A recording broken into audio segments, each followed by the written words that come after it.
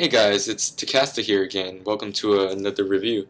It's quite a quick one this time after my review of the Vespula. I'm here to do a review on the Razer Naga.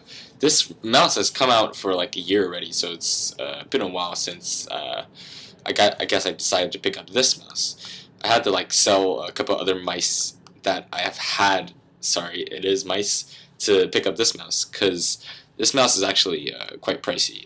It's in the range of a 649, 650 Hong Kong. It's like the same price as the Imperator.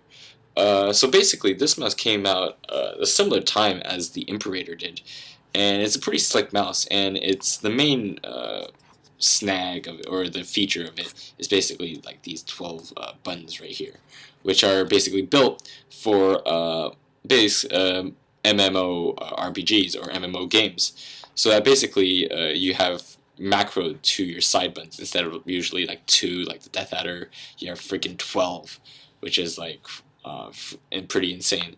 So personally, I used to play WoW. I used to do a lot of MMO gaming, and I guess a lot of these buttons, macro buttons, would be really, really helpful. But most people won't use them anyways if they're playing MMO, because usually when I used to play WoW, I did a lot of just I used all the keys on my keyboard. I used shift, like the modifier shift, alt, control, etc. So I really never had the need for these buttons.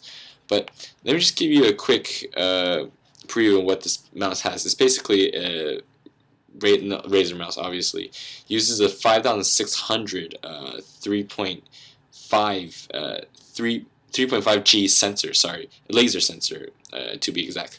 So what that means is it uses the same sensor that the Imperator does. And I guess just talk about, because a lot of these reviews, they kind of get a little bit repetitive, so I'll just get straight to the point. This design is very similar to the Imperator. It has like the glow like of the scroll wheel, which is very, very nice. I really, really like it. It's definitely an improvement upon the Death Adder. The back, it glows as well. Here's a glowing light, as most Razer mice do have, and also you see the buttons also glow as well. So the shape of this mouse, actually, it's when you first look at it, it looks like the shape of I'll show it. It looks like the shape of a Death Adder. But then you can see how there's like a lot of buttons here. It's a lot like thicker over this side, and basically there's like this like huge indentation like this. And for when I first held it, it reminded me of like the Akari, like the side part of the Akari, but it's much more bulkier. It doesn't feel like as natural like this bulky side. So you may say, is it like, how big is it? It's actually like the same size, around the same size as the Imperator, but I don't have the Imperator right now. I'll compare it to you to Razer Death Adder, which I have right here. I'll do a side-by-side comparison so you can see like the difference in size. If I'll do it this way. If you can see, the Death Adder is a little bit bigger. It's quite a bit bigger than the Naga, actually. Maybe the camera angle is not too good. I'll put it this way. Yeah, there you go. You can see the Death Adder is a lot bigger than the Naga. So when I held the Naga, it felt like it was a little bit small, kind of like the Imperator and the Kenzu as well. So I'll do a couple more comparisons to my IE 3.0. When I put this mouse, see, it's freaking gigantic. It makes this look freaking puny. And I got my Zai here. And sorry about that. And I've got my Zai here. Zai is also pretty big. It's the same size as the IE 3.0. Yeah, you can see this is quite a bit smaller. So very, very small. It's smaller, and yeah, it's just quite small. So mainly there's a like ton of buttons you can use. There's like 1, 2, like additional to these 3 buttons. You got the scroll wheel, 2 buttons on the side where you can use to navigate shit, and obviously the 12 buttons. And the thing about all these buttons is that they're macroable, they're all programmable, just as Razer has done in the past in most of their products. So that is a really good feature, and this mouse just looks damn slick. However, the downside is that due to it having like all these buttons, when you game, it's just kind of a hassle, because when you put your thumb on like the side, you can't. Most of the time, you grip your mouse like really tight, and you game. But then with these buttons here, you don't want to exactly grip on the buttons, or else you'll be pressing the buttons. So what I do, I guess, if you don't grip the buttons, you grip like the bottom part, and you game like this, really back in the mouse, which is not good.